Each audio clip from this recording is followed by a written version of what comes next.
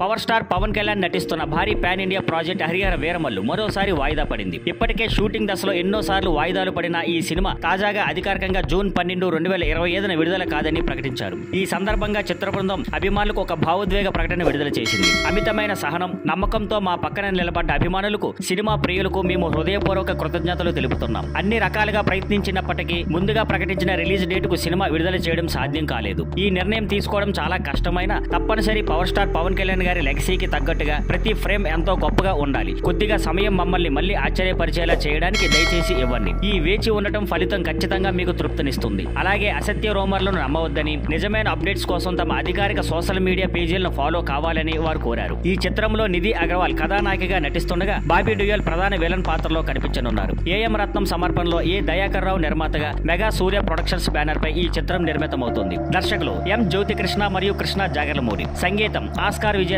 MM Keeravani. Cinematography Gnanasekhar V S, Manoj Paramahamsa. Editing Praveen K L. ఇలా technical గా ఈ చిత్రం ఒక గొప్ప విజువల్ స్పెక్టాకిల్ గా మారనుంది. కొంత ఆలస్యమైన ఫలితం గ్రాండ్ గానే ఉంటుందని టీం హామీ ఇచ్చింది. Thank you for watching. Please like, share and subscribe.